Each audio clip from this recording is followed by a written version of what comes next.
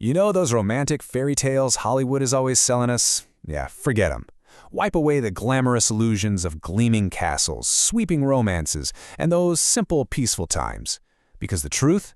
Well, history was actually a gritty, relentless, and quite frankly, terrifying test of human survival. Today, we're going to look at the raw, unfiltered reality of what it really took to endure the past.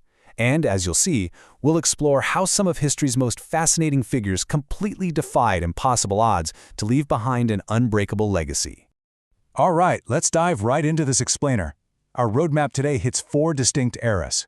We've got surviving the Middle Ages, Catherine's ruthless rise to power, the ancient Maya Red Queen, and finally, Frida Kahlo's defiant art. Starting off with Section 1, Surviving the Middle Ages, the gritty reality of 1325. Okay, I want you to imagine waking up. It's 1325.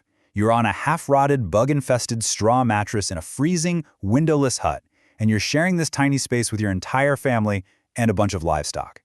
When we contrast the romantic myths of chivalry with this visceral reality, it's a pretty harsh wake-up call, right? Your bathroom? It's a wooden bucket. When it fills up, you literally just dump it out the window into the street, which is basically an open, flowing sewer. You just have to hope you remember to yell "Gardaloo" to warn anyone walking below. One slip on those wet cobblestones and you are going face first into humanity's leftovers. Daily survival back then was just a grueling endurance test.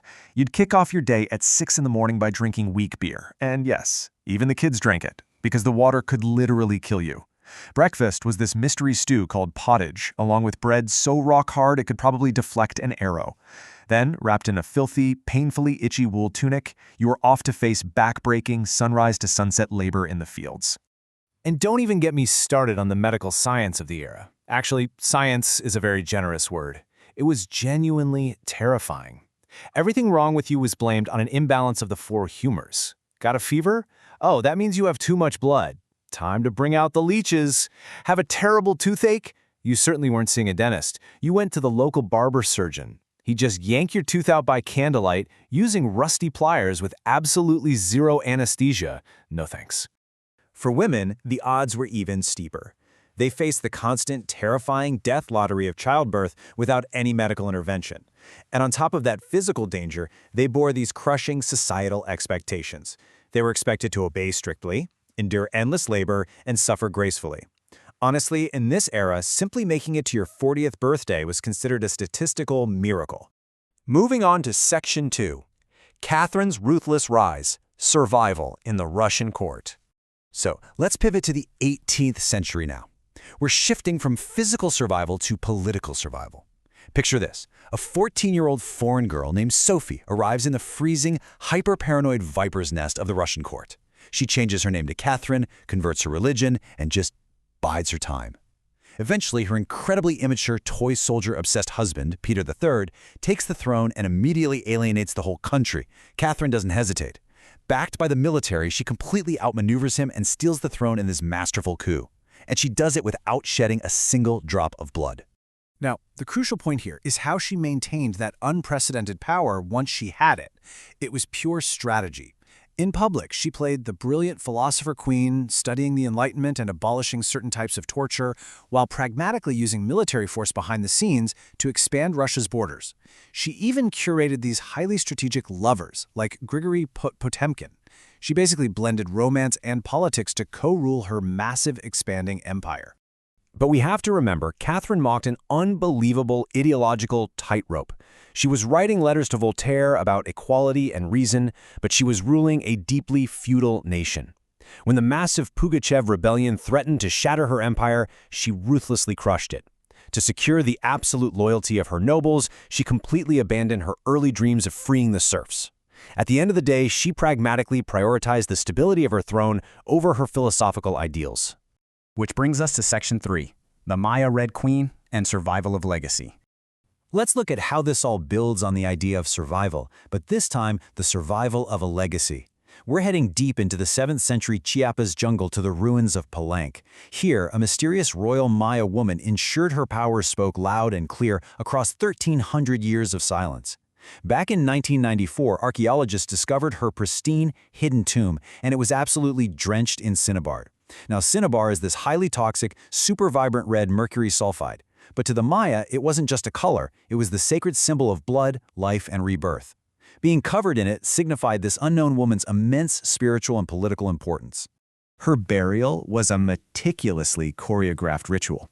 They placed an exquisite jade mosaic mask over her face and surrounded her with bone needles and obsidian tools. And here's the thing, these weren't just luxuries to show off her wealth. The Maya considered these vital, functional pieces of equipment. It was literally the gear she needed to safely navigate the terrifying trials of the Maya underworld, which they called Shibaba. But here's what's truly fascinating. It's the location of her tomb.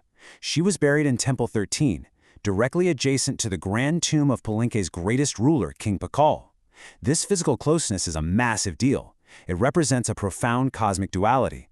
We're talking sun and moon, masculine and feminine, ruling together side by side. It completely debunks the old myth of a purely male-dominated ancient society. It proves, without a doubt, that women held vital, sacred power. And finally, Section 4, Frida Kahlo's Defiant Art, Creative Survival. We're fast-forwarding to 20th century Mexico for a staggering, modern story of survival. We're looking at a woman who took unimaginable physical and emotional agony and transformed the whole thing into a legacy of creative defiance. 18. That is how old Frida Kahlo was when her life was violently split in two. She was riding a bus home from school when it collided horribly with a streetcar. She was literally impaled by an iron handrail, which shattered her spine, her collarbone, and her ribs. And in the middle of all this terrifying wreckage, her broken body was bizarrely covered in this glittering gold powder she happened to be carrying.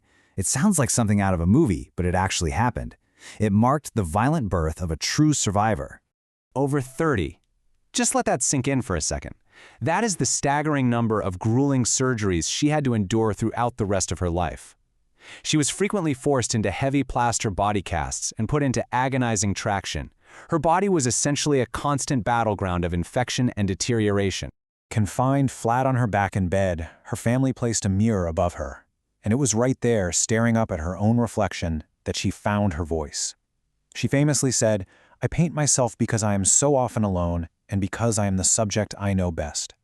Through that mirror, she managed to take her profound physical and emotional agony and translate it into an immortal, surreal, and completely uncompromising language of paint. Frida absolutely refused to sanitize her reality for anyone. She painted her bleeding, fractured body with unvarnished honesty. She proudly embraced her indigenous roots, wearing those iconic traditional Tijuana dresses. She fiercely maintained her communist political activism, lived completely openly as a bisexual woman, and, get this, she famously arrived at her first solo exhibition in Mexico, not walking, but carried in on her actual hospital bed.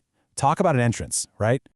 So, when we tie these four incredible vignettes together, a pretty profound truth emerges. From medieval peasants choking down pottage just to make it through the day, to empresses walking dangerous political tightropes, from ancient queens shrouded in red cinnabar to a brilliant painter turning a shattered spine into a masterpiece, history is, fundamentally, the raw, unyielding story of human resilience. Which leaves us with a pretty big question to chew on.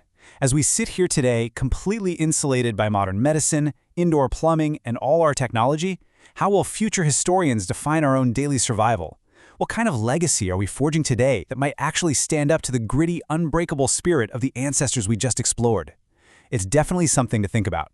Thanks for joining me on this explainer, and keep questioning the history you think you know.